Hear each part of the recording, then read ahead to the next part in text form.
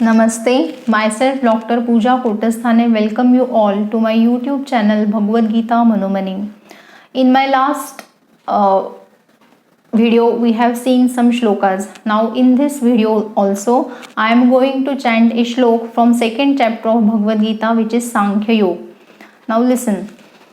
न जायते म्रियते वा कदाचिन्नायं भूत्वा भविता वा न भूयः अजो नित्यशाश्वतोऽयं पुराणो न हन्यते हन्यमाने शरीरे वासांसि जीर्णानि यथा विहाय नवानि गृह्णाति नरोपराणि तथा शरीराणि विहाय जीर्णान्यन्यानि संयाति नवानि देहि.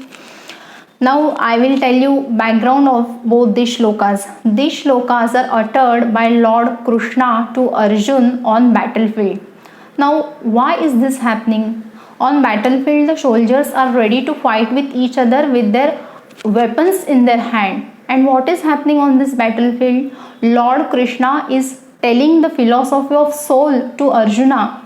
What is the incidence that Lord Krishna needs to tell the philosophy of soul, philosophy of self to Arjuna on the scenario of battlefield? Now we will see. The story of Kauravas and Pandavas belong to the epic Mahabharata.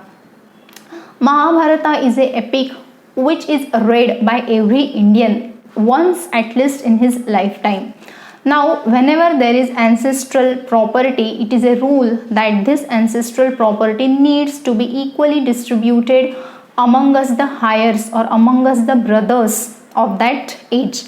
Now, the Kauravas are very wicked and greedy in nature. They want this kingdom only for themselves. They don't want to give the equal proportion of the kingdom to the Pandavas. So now what is the solution for this? The only way out for this is the battle.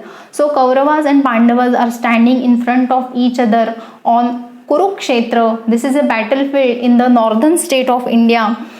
And now both these parties are in front of each other to solve this issue, because Pandavas also want their property right.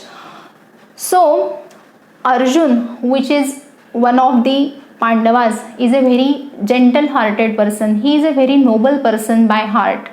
He doesn't want to fight against his brothers just for the sake of kingdom, because he knows all these material possessions, all these sensory pleasures are being to last for a very short time.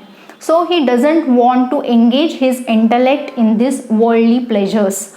Also, he is feeling very bad. He doesn't want to burden his mind with the guilt of killing his teachers, his gurus like Drona, Kuluguru and his brothers. Why? Because after the demise of his father, these teachers have taught Arjuna the archery. They have taken a lot of efforts on Arjuna to bring forth the best of his archery which was hidden in him. So he does not want to harm anyone. He does not want to witness such a battle where he himself will be responsible for flowing the rivers of blood.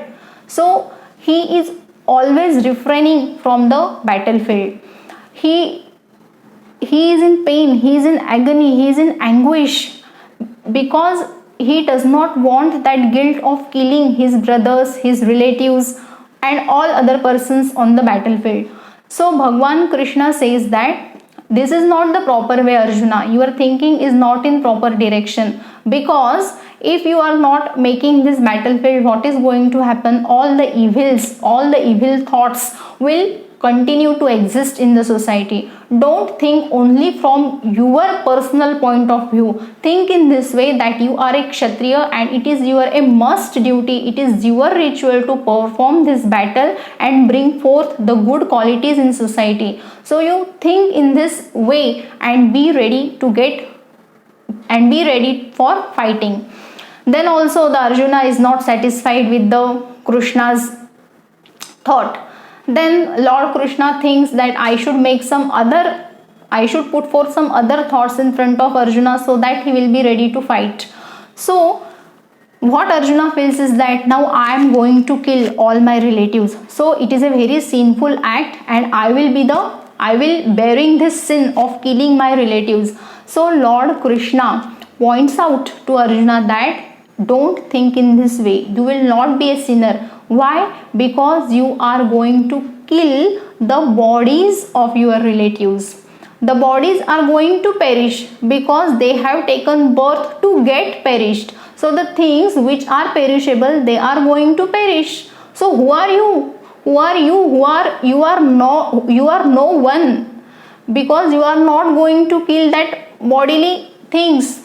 Because understand Arjuna, there is one soul, there is one self inside this Panchabhautik bodies, which is not created, which is not going to perish at any time. It is birthless, it is changeless, and it is ever same.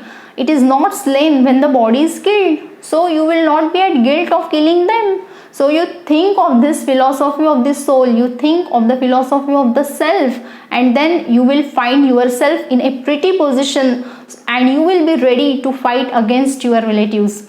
In the second shloka, Bhagwan says that this soul which is hidden in your body is going to change body, just like as you change your cloth.